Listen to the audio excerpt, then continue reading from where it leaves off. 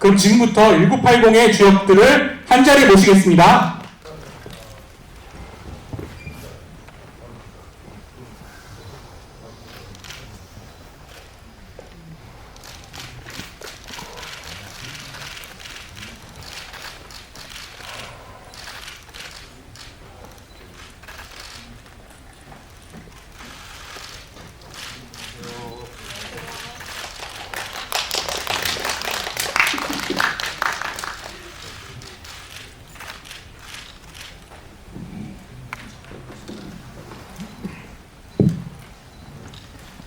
네, 그러면 그 1980의 주역들의 인사를 차례대로 진행하겠습니다. 먼저 한수연 배우님부터 순서로 진행하겠습니다. 아, 강실희 배우님 끝에 앉으셨네요. 강실희 배우님부터 시작하겠습니다. 안녕하세요. 할아버지 역할의 배우 강신일입니다. 감사합니다. 네, 안녕하세요. 저는 1980에서 영희 엄마 역을 맡은 배우 한수연입니다. 반갑습니다. 네, 안녕하세요. 철수 삼촌 역을 맡은 백성현입니다. 오늘 와주셔서 정말 감사드립니다. 바쁘신 와중에도 이렇게 와주셔서 너무너무 감사드리고요. 가만 보니까 저희 캐릭터들 중에서는 자기 이름을 갖고 있는 캐릭터가 철수하고 영희밖에 없네요. 네, 저는 철수 엄마를 맡은 김규리입니다. 안녕하세요.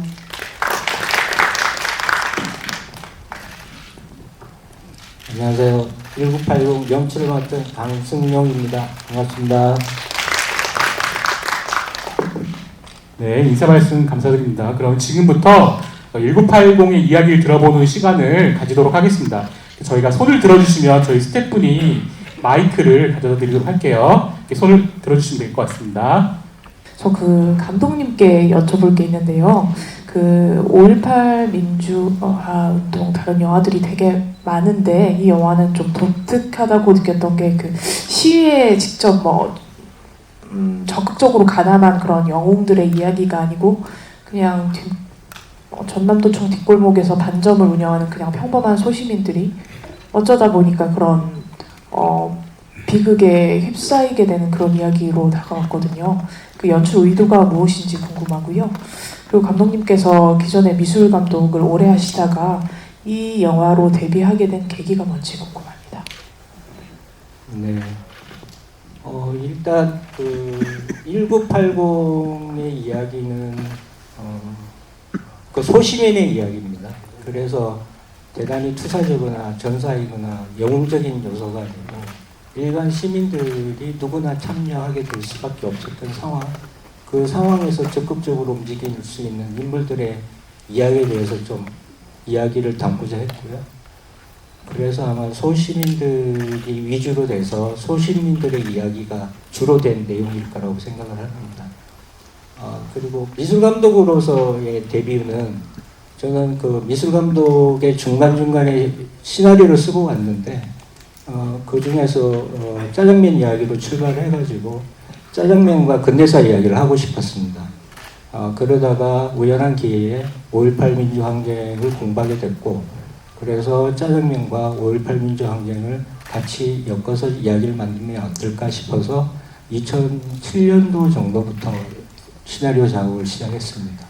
그리고 본격적으로 시나리오 쓴 거는 2009년도, 2020년도고요. 촬영은 21년도에 끝났고 22년, 23년도에 후반 작업을 해서 지금 이제 개봉하게 됐습니다. 이게 아까 방금 말씀하신 게 소시민이 주인공인 영화를 만들고자 하셨다고 하셨는데 그동안 5.18 민주화운동 관련된 영화가 그 화려한 휴가나 택시운전사 역시 다 소시민에서 출발한 영화였고 그 작품 두 개가 모두 흥행에 성공했기 때문에 1980은 이제 같은 소재를 선택하지만 그럼에도 이제 좀 그 전작들과 차별점을 둠으로써 그러니까 개성을 가진 영화가 꼭 돼야 된다고 생각이 드는데 감독님이 이제 각본을 다른 작가님과 같이 쓰시면서 이 1980만의 개성이나 차별점은 어떻게 잡고 가셨는지 궁금하고 그리고 그 철수 엄마 역할에 김규리 배우를 처음부터 두고 쓰셨다고 하셨는데 그 어떤 면모를 보고 철수 엄마의 그 캐스팅 하셨는지 여쭤봅니다. 뒤에 질문부터 먼저 설명을 드리면요. 제가 19년도, 20년도에 시나리오 작업을 할 때 주로 저는 이제 새벽에 글을 쓰게 되는데 보통 아침 정도 되면 제가 이제 정신이 약간 혼미해지는 상황에서 모 방송국의 김기리 배우님께서 음악 방송을 진행하고 계셨습니다.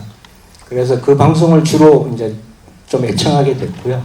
그리고 애청하면서 시나리오를 이제 접근하다 보니까 철수 엄마 역에 김기리 배우면 어떨까라는 이제 생각을 하게 됐고, 그 생각이 점점 이제 시나리오에 진행이 됨으로써 더 깊게 이제 김기리 배우의 인상과 이미지와 느낌들이 이제 철수 어머니의 모태가 됐다라고 생각하시면 됩니다.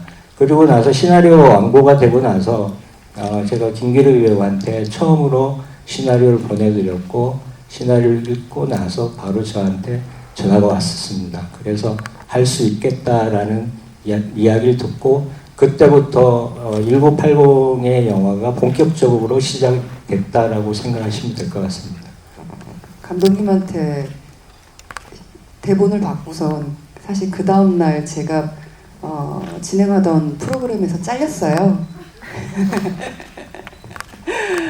사실 그 저의 온 그 시간들을, 모든 시간들을 사실 그 퐁당퐁당이라는 라디오 DJ 보면서 그 프로그램에 쏟았기 때문에 이 영화는 목포에서 올 로케였거든요.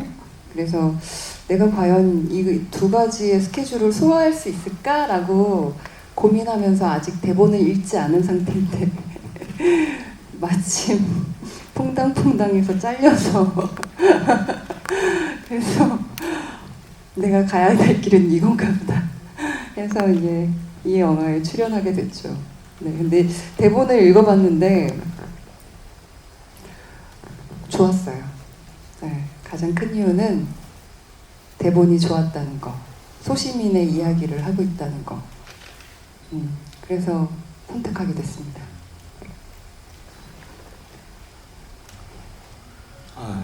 또 질문 한 가지 더 있죠. 예, 이 1980의 장점이라고 할까, 이야기의 중심은 그 보편적인 소시민의 이야기인데, 그래서 저는 이제 그 꼬마의 이름도 철수라고 적고요. 그리고 철수가 사랑하는 여자친구도 영이라고 이름을 적고요. 그래서 영이가 키우는 강아지 이름도 바둑이라고 적습니다. 그래서 보통 일반적으로 널리 쓰이는 철수와 영이 바둑이가 보편적인 이름으로 이제 내세울 수 있는 그런 이야기이고요. 그러다 보니까 전체적인 이야기의 느낌들이 그냥 우리 이웃에 없는 이웃 같은 이야기, 그 사람들의 이야기라고 하는 것을 중심적으로 좀 내세우려고 고민을 많이 했습니다. 네. 감독님께 이제 한번 여쭙겠는데, 이게 이제 5.18 다큐 등에서 이제 뭐 중국 음식점 관련해서 이제 하는 것들이 나오거든요. 그런데 김태일 감독님 작품 같은 경우는 5.18 이제 당시 활동했던 사람들이 어떤 중국 음식점을 이제 하고 있는 걸로 나오기도 하는데, 어떤 그런 부분들이 좀 참고하셨던 건지 좀 궁금하거든요. 약간 좀 이름이나 그런 것들이 좀 비슷하게 보여서 감독님이 어떤 중국에 청구할 때 어떤 걸 좀 주로 하셨는지 궁금합니다. 저도 사실은 5.18 민주항쟁에 대해서 좀 지식이 짧았었고요. 그 시나리오를 시작을 하면서 사실은 학습과 공부를 하게 됐습니다. 그리고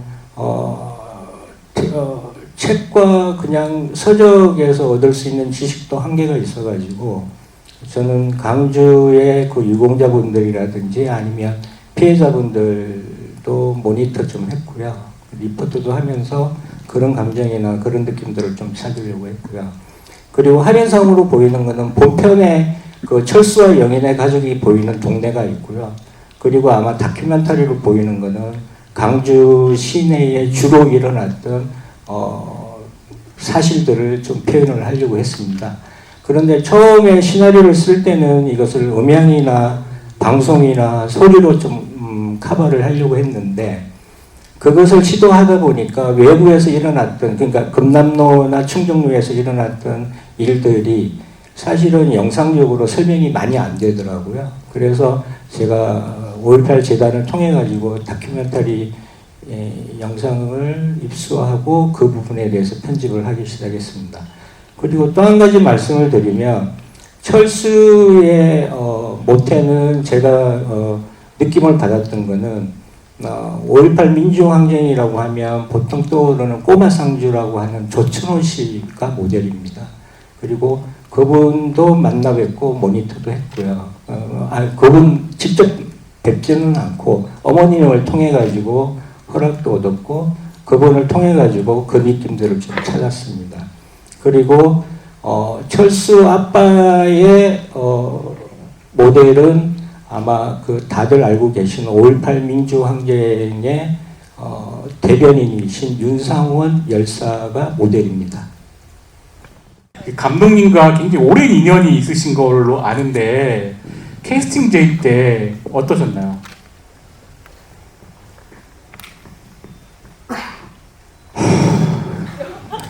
아니 기자님들은 궁금해하시지 않는데 왜 나서서 질문을 하시?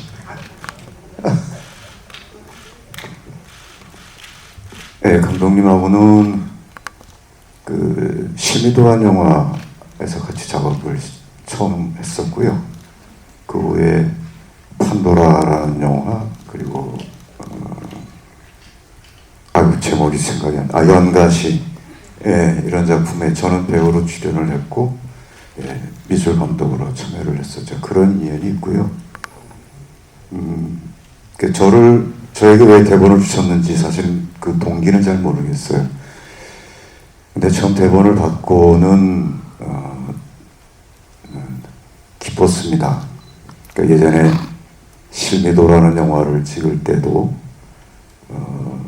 실미도 영화가 개봉하기 32년 전에 있었던 사건을 대부분의 일반 시민들, 국민들이 모르던 그 내용을 상업적인 영화로 풀어낸다는 것에 굉장히 저도 감격을 했었었는데 이번에도 마찬가지로 민주화 투쟁이 있은 지 44년 만에 또 다른 모습으로 관객들에게 손을 보이게 되는 이 영화의 대본을 받았을 그때 상업적으로 좀 더 기존에 우리가 인식되어 왔던 그런 이미지와 좀 다른 식의 접근의 영화가 관객들에게 편하게 전달될 수 있으면 좋겠다. 네, 그런 생각이 들어서 굉장히 기분이 좋았고 고마웠습니다. 앞서서 서울의 봄 영화가 흥행에 굉장히 성공하고 결은 좀 다르긴 하지만 이게 어떻게 보면 뒤에 이어지는 이야기이지 않습니까? 초반에도 이제 그런 식의 화면들이 나왔고 그래서 좀 부담감 같은 거는 혹시 없으신지 궁금하고요. 혹여 뭐 서울의 봄을 재밌게 본 관객들이 이 영화를 어떻게 봤으면 좋겠다 이런 마음이 있는지도 좀 말씀해 주시면 좋겠고 그리고 뭐 영화 전후반 등의 어떤 다큐멘터리 그 자료들을 넣으면서 결과적으로 영화의 어떤 메시지를 좀 강하게 넣으시려는 의도들이 굉장히 많이 읽히는데요. 관객들이 이 전두환 정권에 대해서 어떻게 영화를 통해서 어떤 마음을 좀 가졌으면 좋겠다 그런 마음도 좀 설명을 해주시면 좋겠습니다. 네. 서울에 보면 저도 극장에서 2번 봤고요. 그래서 저도 어느 정도는 시나리오 작업과 그 다음에 1980이라고 촬영을 하면서 후반작을 하면서 그 시대에 대해서 좀 공부를 하고 있었기 때문에 서울의 봄도 사실은 궁금했었고 그리고 저도 관람을 하면서 어느 부분에 대해서 더 중점을 두고 이야기를 만들었는지에 대해서 궁금했었고요. 그리고 최종적으로는 서울의 봄이 기본적으로는 영화가 아주 잘 됐다. 거의 걸작이라고 저는 생각을 합니다. 그러고 나서 저희들은 5월 달에 개봉으로 대기하고 있었는데 관람하고 나서의 그 보통의 그 1,300만이라고 하는 관객들이 호응을 했을 때에 그 5개월 후의 이야기라고 하는 것이 저희 1980이기 때문에 그 부분에 대해서 좀 궁금해 하겠다라는 생각이 있어가지고 배급사와 투자사한테 제가 좀 설득을 했습니다. 조금 개봉을 좀 앞당겼으면 좋겠다. 그렇게 해서 2달 정도 저희 앞당기게 됐고요. 그래서 저희들은 서울의 봄과는 좀 차이가 많이 납니다. 서울의 봄은 좀 그 투자도 좀 괜찮은 편이기 때문에 화면도 화려하고 비주얼도 좋고, 그렇지만 저희들은 그렇게 큰 투자가 이루어진 영화가 아니기 때문에 화려하거나 비주얼적으로 아주 뛰어나거나 그렇지는 않지만, 저희들은 배우들이 그 캐릭터를 잘 소화를 해줘서 그 캐릭터마다 등장인물의 그 심정이라든지 느낌들을 내면적으로 잘 표현해줬다고 생각합니다. 그래서 저는 1980은 각각의 세대들이 나타내는 그 캐릭터들에 대해서 기본적으로 그 내면까지 아픔, 고통, 분노까지 저는 좀 잘 담겨진 영화가 아닌가 그렇게 생각을 하고 있습니다. 그리고 그게 1980의 작은 영화이지만 큰 장점이라고 생각을 합니다. 그리고 뒷부분 앞과 인트로 부분하고 아웃트로 부분에 다큐멘터리를 많이 사용한 것은 그 시대를 살아본 사람들은 그 80년대, 79년, 80년을 잘 이해하실 거라고 생각을 했는데, 기본적으로 관객들이 20대나 30대들은 그 시대를 살아보지 않았기 때문에 그 사건들의 배경이라든지 이런 게 좀 설명이 필요했습니다. 그래서 설명을 하면서 인트로 부분에 대해서 그 격동의 79년과 80년의 시간을 좀 설명을 했고요. 그리고 뒷부분에 나오는 그 5.18 민주항쟁의 희생자분들이라든지 아니 피해자분들의 사진은 이거는 사실이라는 느낌을 좀 주고 싶었고요. 그리고 그 김성룡 신부님 육성을 통해 가지고 전두환의 대통령을 취임하는 모습까지가 1980년도의 시간이지 않는가 싶어가지고 저는 그 부분도 편집해서 작업을 했습니다. 저는 김규리 배우님이랑 백상현 배우님한테 질문 드리고 싶은데요. 먼저 김규리 배우님 오랜만에 이제 스크린 복귀하시는데 오랜만에 관객들 만나는 소감 궁금하고요. 백상현 배우님한테는 얼마 전에 고려에 관한 전쟁도 이제 성공적으로 이제 마무리가 되고 이제 또 다른 작품으로도 좀 찾아오게 됐는데 좀 연달아서 이제 시청자들 만나는 기분 이렇게 들려주시면 감사할 것 같습니다.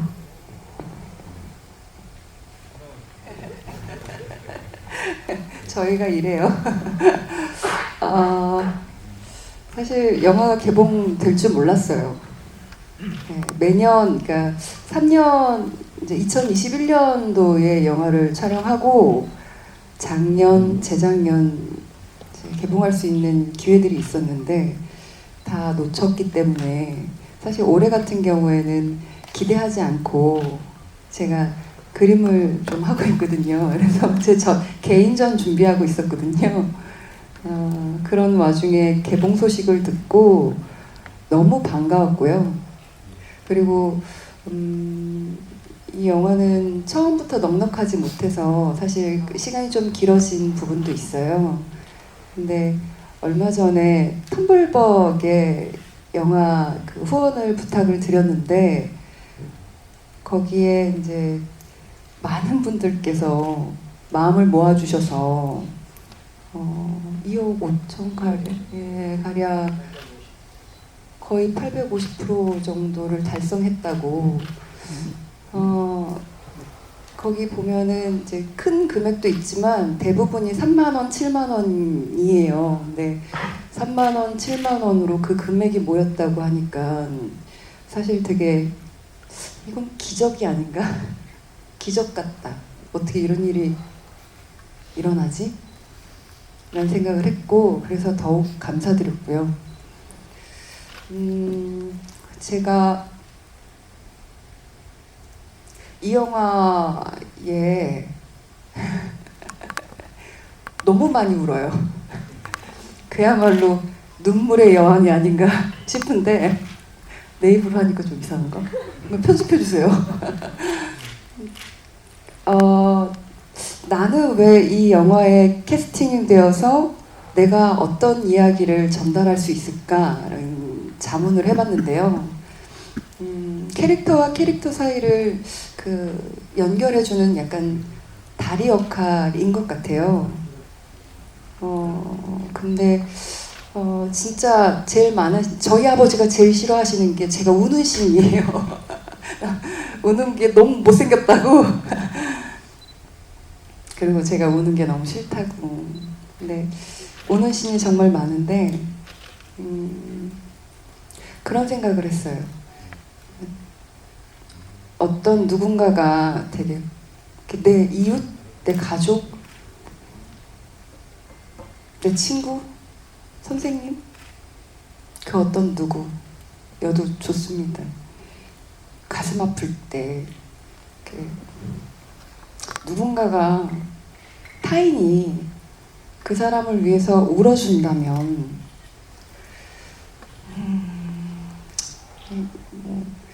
인생이 고되다고 느껴져도 그래도 좀 살아가는 힘이 되지 않을까, 위로가 되지 않을까라는 생각을 했습니다. 반대로 내가 힘든 일을 겪었을 때 누군가가 나를 위해서 같이 울어준다면 정말 큰 힘이 되고 위로가 될 것 같아요. 아마 그랬던 역할이지 않을까 싶고, 그리고 이 영화가 개봉하게 된 이유인 것 같습니다.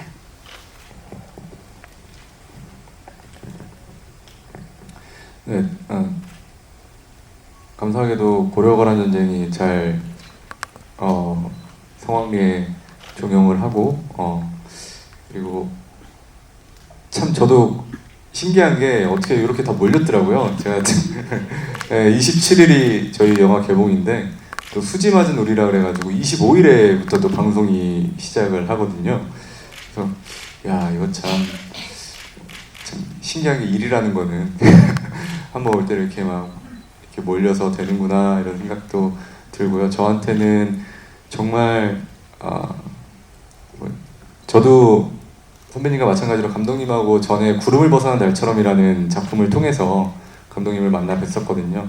그때 감독님과의 너무나 좋은 추억과 기억들이 남아 있는데 감독님께서 이제 그때가 제가 보이스 4 할 때였는데 그때 저를 불러 주셔서 이제 삼촌을 저를 생각하면서 썼다. 약간 지금 들어보니까 약간 좀 멘트인 것 같은데요. 그런데 네, 그래 주셔서 정말 감동이었어요. 그러니까 감독님께서 저를 생각하고 이렇게 글을 써주셨다는 게 저한테 너무나 큰 감동이었고 감독님께 꼭 보답하고 싶다라는 생각으로 정말 열심히 촬영을 했었고 하다 보니까 점점 더 그때 당시에 피해자분들과 희생자분들의 마음에 동화가 되다 보니까 너무 많이 슬프더라고요. 그래서 굉장히 몰입을 좀 많이 할 수 있었던 현장이었던 것 같아요. 목포 올 로케다 보니까 거기에서 생활하면서 계속 촬영을 진행을 했었거든요. 그래서 정말 행복하게 촬영을 마쳤는데 참 길고 긴 시간이었던 것 같아요. 이 개봉하기까지가. 그래서 너무나 감사한 마음이고 이렇게라도 관객분들께 저희의 영화를 보여드릴 수 있어서 그냥 이것만으로도 저는 너무나 큰 감사함을 느끼고 있고요. 꼭 많은 분들이 보셔서 이 아픈 그런 사건, 그런 시간을 저희 영화를 통해서 다시 한번 되짚어 보시고 느끼실 수 있는 그런 시간이 되셨으면 하는 바람입니다. 조금이나마 제가 연기를 하면서 제가 담았던 진심이 조금이나마 희생자분들과 피해자분들께 좀 전달되고 위로가 되었으면 하는 그런 작은 소망이 있습니다. 한수연 배우님께 질문 하나 하겠습니다. 그러니까 저희 영화가 영인의 집이라는 게 되게 특이한 것 같아요. 우리 군인 가족이라는 또 이제까지 5.18 관련 영화들은 좀 볼 수 없었던 그런 캐릭터들에 관한 가정이었는데 이 특별히 준비해왔던 연기들이 있으셨을지 궁금합니다. 네, 맞아요. 저도 이 시나리오를 사실 처음 봤고 이렇게 군인 가족이 나와가지고 사실 저도 오늘 영화를 보면서 참 밉다 이랬었거든요. 근데 이건 말씀드려도 되는지 모르겠지만 원래 시나리오에는 얘기해도 돼요? 이런 부분이 있었어요. 이제 영희 엄마와 영희 아빠가 그 사건 이후로 이제 서울 올라가고 나서 평생 죄책감에 시달려요. 살아있는 게 부끄럽고 영희 엄마는 그때 남편이 뭘 하는지 잘 몰랐고 막지를 못했고 그래서 둘은 그 죄책감에 나중에 이렇게 노부부가 돼서 양심 선언을 해요. 공개적으로. 그러고 나서 왜 그런 말 있잖아요. 악행에 대한 고백이 선행의 시작이다. 그러고 나서 두 분이서 어느 날 이렇게 동반 자살을 선택해요. 그거 보면서 저도 이 부부도 사실 굉장히 힘들었겠구나. 이렇게라도 죗값을 치르려고 했구나. 그래서 어떻게라도 저는 이제 저의 캐릭터고 저의 인물이기 때문에 그렇게라도 이해하고 좀 다가가려고 했던 것 같고요. 이 영희 엄마라는 인물이 제가 준비할 때는 이중적인 모습은 있죠. 왜냐면 서울에서 자랐고 또 미용을 전공했는데 제가 듣기론 그 당시만 해도 그 직업군인들의 그 봉급이 그렇게 많지 않았대요. 그래서 부인들이 이렇게 부업이나 이렇게 잡을 하나씩 갖고 있었는데 그러니까 이제 직업군인인 남편을 따라 광주에 내려와서 이제 미장원을 차렸는데 철수 자존심도 강하고 뭔가 약간의 허영심도 있는 인물이에요. 그래서 나와 그 영희는 뭔가 남들과 다르게 좀 더 입히고 싶고 꾸미고 싶어서 나와 너희는 좀 다르다. 이런 허영심도 살짝 있는 인물인데 그런 인물이 철수네 집에 새빵 들어 살아야 하고 새 들어 살아야 하니까 늘 자존심이 조금씩 상해 있는 인물이었는데 네, 그런데 그래서 영희 엄마는 나중에 그런 일들을 겪고 나서는 그냥 이 가정을 잘 지키고 그냥 잘 꾸리고 싶었던 마음이 가장 컸던 것 같아요. 그러면서도 또 남편은 군인인데 하여튼 이런 이중적인 모습이 있을 수밖에 없는 인물이었던 것 같습니다. 거기에 좀 중점을 두고 연기했던 것 같아요. 초반에 굉장히 코믹한 연기가 있고 후반에는 반전과 이렇게 감정 기복이 큰 역할이었는데 어떠셨고 그러니까 어떤 게 가장 어려우셨는지 궁금합니다. 솔직히는 촬영 내내 너무 힘들었어가지고 너무 어려워서 역할이 그래서 그냥 매 순간 정말 감독님께도 많이 여쭤보고 그리고 저희 아버지께도 많이 의지하면서 이렇게 촬영을 진행을 했고요. 정말 제가 아까도 뭐 비슷한 얘기했던 것 같아요. 몰입하기 좋은 현장이었다는 게 이게 계속 사건이 이제 그 역사의 사건이 진행이 되면서 이제 가게가 점점 부서지고 뭐 이런 이렇게 외형적인 변화도 계속 진행이 되잖아요. 그러다 보니까 촬영 자체도 굉장히 시간의 흐름대로 촬영을 진행할 수가 있었어요. 그래서 초반에 캐릭터를 준비했던 것과 그리고 제가 이제 잡혀가고 난 다음에 그 공백 사이에 쉬는 약간 저한테는 이렇게 슈차가 있어가지고 그 시간 동안에 좀 많이 좀 고민도 하고 하면서 몸이라든지 처음에 보면 좀 살도 좀 이렇게 좀 후덕하면서 덩치도 좀 많이 좋은 상태였는데 그때 동안에 좀 많이 몸도 준비를 하고 마음도 준비를 하면서 다시 몰입을 해서 촬영을 진행을 해서 감사하죠. 감독님과 제작진 덕분에 좀 더 저한테는 집중할 수 있는 그런 시간이 주어져서 그렇게 촬영을 진행을 했었습니다. 참고로 그 삼촌 상여신 같은 경우에는 그 전날 밤새 이야기하고 촬영에 들어갔던 기억이 납니다. 그 상황적인 것을 조금 덧붙이자면 이 1980이 촬영됐을 때가 코로나가 가장 심할 때였어요. 모든 촬영장이 다 셧다운이 되는 상황이었는데 촬영을 할 수 있다고 해서 그게 가능할까? 라고 생각을 하고 설마 하면서 부르니까 이제 갔는데 이 영화를 짧은 시간에 무사히 촬영을 마칠 수 있었던 건 사실 목포의 구도심, 목포의 도움이 아주 컸고요. 그게 너무 감사하고 그리고 저희가 그 짧은 시간에 그 모든 씬들과 촬영을 다 무사히 마칠 수 있었던 거는 그 구도심이라는 진짜 남은 예전에 그 역사가 남은 건물들이 있어줬기 때문에 또 가능했고요. 그리고 목포 시민들이 그렇게 따뜻하게 대해주셨어요, 저희한테.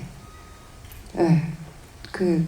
저 중간에 생일이었는데 생일 선물도 막 편의점 아주머니께서 막 선물 주시고 그냥 거기 그 안에서 마치 그 작은 촬영장 같이 그냥 세트장 같은 그 동네 자체가 모두가 저희에게 되게 호의적이었고 친절했고 그리고 저희가 촬영만 열심히 할 수 있게끔 좀 목포에서 지원을 해주셨기 때문에 그 점을 진짜 너무 감사하다는 말씀 꼭 드리고 싶었어요. 김규리 선배님 생일날 강신일 선배님께서 갑자기 어디서 기타를 가져오셔가지고 세트장 안에서 이렇게 기타를 치시는데 약간 여기가 무슨 진짜 그 시대로 돌아가는 것 같고 영화 속 같고 너무 꿈 같은 정말 그 시대에 우리 영화 안에서 딱 그 행복한 그 시절이 있잖아요. 뭔가 정말 영화 같은 그런 행복한 찰나지만 그런 행복한 순간을 느꼈던 그런 아름다운 순간이었었어요. 저희 강수연 배우과 김기율이 배우님께 영희 엄마와 철순의 엄마로의 배우 두 분의 호흡은 어떠셨는지 궁금합니다. 저희 서로 너무 많이 도와주고 사실 목포에 8월달은 민어 7, 8월달은 민어철이거든요. 그래서 민어 회동을 되게 많이 했어요, 둘이. 민어를 먹으면서 돈독하게 내일은 어떻게 촬영하자. 그리고 서로 이제 숙소에 있다가 답답해가지고 밖으로 나오면은 밖에서 어슬렁어슬렁 혼자 걸어다니다가 걸리고 서로 좀 도움을 많이 받고 주고 서로 했던 것 같아요. 저는 그 영희 엄마가 실제로 광주 내려가서 철수 엄마한테 많이 의지했을 것 같잖아요. 서울 여자가 광주 내려가서 뭐 새빵살이 하면서. 근데 저도 실제로 규리 선배님과 같이 있는 그 현장이 굉장히 든든했어요.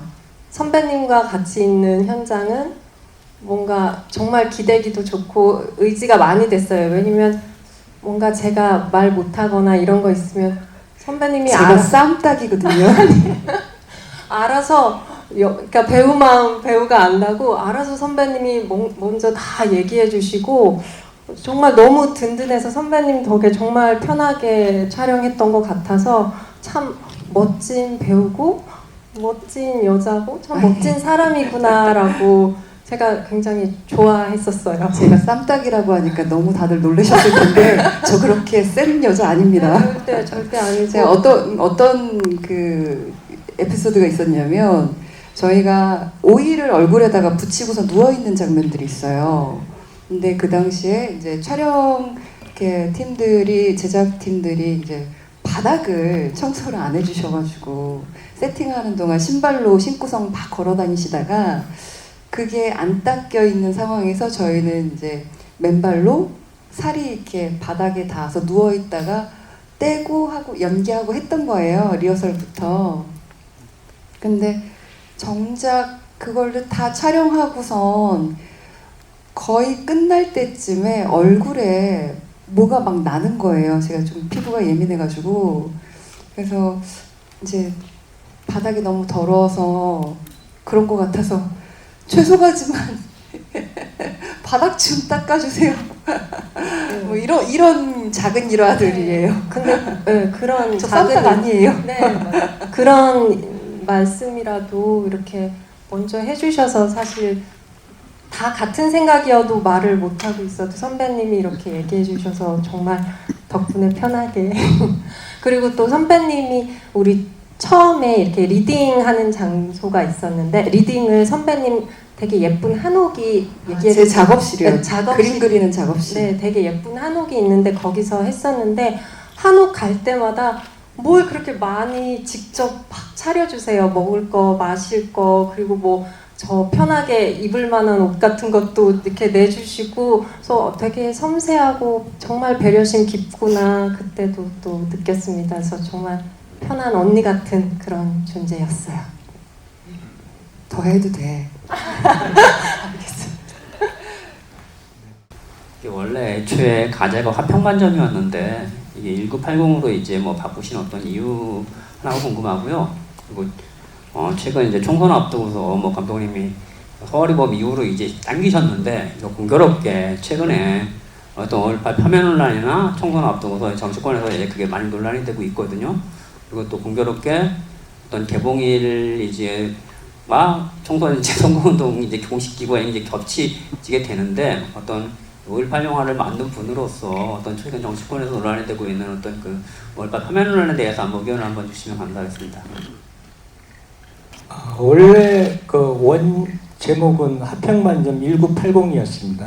이게 1980년도 개업한 짜장면집 이야기라 하평반점 1980이었는데 이번에 개봉하면서 1980 그러니까 하평반점을 줄이고 1980으로 제목을 좀 바꿨고요.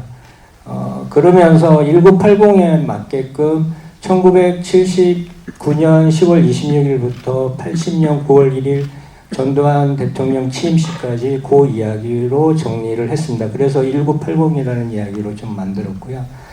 그리고 지금 때가 어느 정도는 선거철이기 때문에 5.18 민주항쟁의 소재를 영화로 상영을 한다는 게 어느 정도는 좀 위험 요소가 있다고 생각을 합니다. 하지만 저희들의 출발은 어느 정파적이거나 어느 정치적이거나 이런 내용보다는 그냥 5.18 민주항쟁의 진실을 이야기하고 담고 싶어서 출발했기 때문에 이제는 보는 분들의 관객분들이 판단하실 것이라고 저는 믿습니다. 저희들은 출발은 그냥 순수했고 그냥 진실을 담고 싶었고 그 이야기를 하고 싶었고 그 다음에 지금은 조금의 민주주의의 위기라고 생각을 합니다. 그러면 대한민국의 민주주의의 뿌리가 무엇인지 그 뿌리가 5.18 민주항쟁부터 시작됐다는 느낌들을 이야기를 좀 하고 싶은 것도 사실입니다. 네, 답변 감사하고요. 그러면 더 질문 없으시면 저희가 마지막 인사 드리도록 하겠습니다. 더 질문 없으시죠? 네, 그러면 저희 강신희 배우님부터 마지막 인사 좀 부탁드리겠습니다. 네, 2년 반 이런 시간 동안 후반 작업을 하면서 개봉을 기다렸는데요. 드디어 개봉을 하게 됐습니다. 찾아주셔서 너무나 감사드리고요. 그냥 어떠한 선입견도 없이 영화 자체로만 그렇게 좀 봐주시면 좋겠고 많은 관객들이 이 영화를 좀 볼 수 있도록 사심 없이 좋은 글 써주시기 바랍니다. 감사합니다. 네, 오늘 귀한 시간 내주셔서 너무 감사드리고요. 네, 좋은 글 많이 부탁드리겠습니다. 감사합니다.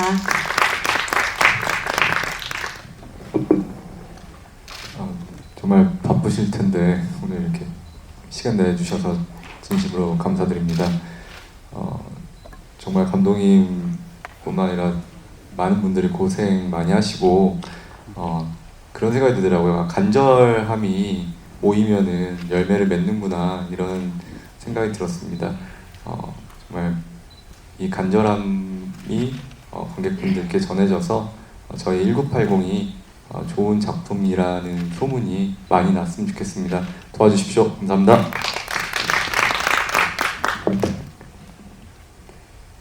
이 영화가 끝나고선 보신 분들께서 짜장면 한 그릇 먹고 싶다 이 생각 들었으면 좋겠어요.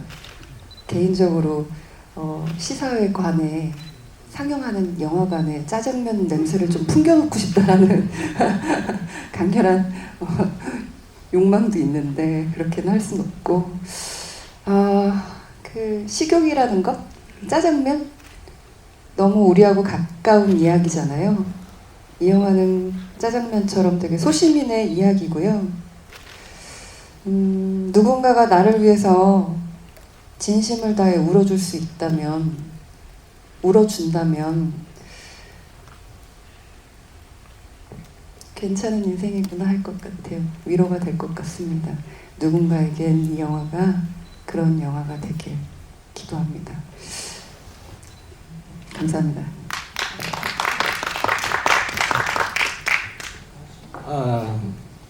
5년을 달려왔습니다.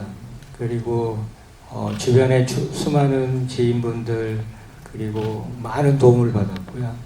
그리고 작년 12월까지만 해도 이 영화가 개봉이 될까라는 어떤 꿈이라도 꿔볼까라는 생각이 있었고요.